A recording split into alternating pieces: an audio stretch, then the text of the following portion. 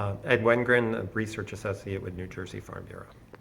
Ed, there was a bill in the Senate Energy and Environment Committee today that had to do with pesticides and pesticides applications. Would you tell me what the bill was all about and your position, the farm community? So the bill would essentially require, as part of your pesticide licensing certification, education in recognizing and dealing with pollinators, bees, and the native bees in the state. So applicators, when doing applications for whether it's crop protection or homeowner insect control, that they recognize these populations and take the appropriate actions in doing a pesticide application. So we feel education is important. The beekeeping industry in the state of New Jersey is an important part of the agriculture industry. So making pesticide applicators more aware of the issues surrounding bees and bee population, we feel is an important policy. You know, there was a recent story about spraying in other states for the Zika virus. And some of these stories said that in spraying for that, to take care of that problem, it did significant harm to bee colonies. I can't remember which state it was. So it was South Carolina, Yeah. and basically what happened was an aerial application of a contact pesticide. So something that comes in contact with the insect kills it automatically. And so in spraying for the mosquitoes, beehives, hives of beekeepers were also hit, and the bees flew back to the hive and died on the spot. And so the beekeepers lost several hives that they use for both honey production and pollination services. Ideally, what should have happened was the beekeeper should have been notified by the state that this aerial application is going to be taking place, and usually overnight a beekeeper will close up a hive, and so then the bees don't come in contact with the chemical.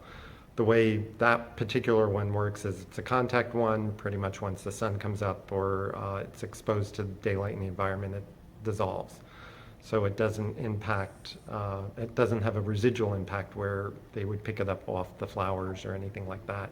So, you know, it was a lack of communication, and this is what this whole program would be designed to do, is to make sure applicators know who to notify, when to notify, and also beekeepers who also use pesticides at times are more aware of how to properly use the chemicals. I'm Kelly Moy. I'm the Vice President of Government Relations for New Jersey Audubon. Kelly, you testified today on a bill that has to do with pesticides. Tell me a little bit about why your organization finds this so important and what you said today. We testified in support of S2078. It's a bill by Senator Bateman and Senator Smith related to continuing education for commercial pesticide applicators. We think it's particularly important and an easy first step in making sure that there isn't overuse, misuse, and misapplication of pesticides that can have impacts on a lot of our pollinators in New Jersey. Now, you mentioned in your testimony, I think, native pollinators. Tell me, what does that mean? So we have a wealth of species in New Jersey, including a tremendous amount of pollinators. There are 500 native pollinators. These include about 400 native bees, including bumblebees and the like, and also moths and butterflies throughout New Jersey. And they perform tremendously important services for both our agriculture and for our economy, as well as our ecosystem. So these native bees can pollinate everything from our native flowering plants to providing pollinator insurance for our European non-native honeybees that are doing a lot of work for our agricultural industry. It's particularly important that we note how valuable they are to our economy. In New Jersey, we have a great industry of cranberries and blueberries, and native pollinators do an even better job than European honeybees on pollinating for our cranberries and blueberries because they're willing to work in adverse, colder, wetter conditions, and they provide us with those resources. But in addition to that, they do a lot in the ecosystem related to aerating soils and providing food sources, in fact, for other species throughout New Jersey. So they are incredibly vital. It's been said that 1 of every 3 mouths of food that we have worldwide is as a result of pollinators, so we can't really underestimate the importance of pollinators, including native pollinators, in our economy and in our ecosystem as well. Well, it's good to hear that the Jersey bees are working a little harder than everybody else, you know.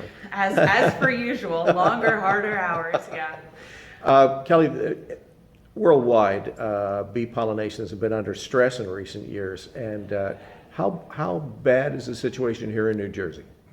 It's a challenging situation in New Jersey, and I think we can see around the world that it's been really problematic. We've seen significant population declines. There are a lot of stressors on bee populations, and for example, in the European honeybee, there are mites and fungus that have been impacting the honeybee. Similarly, there are various threats related to habitat decline.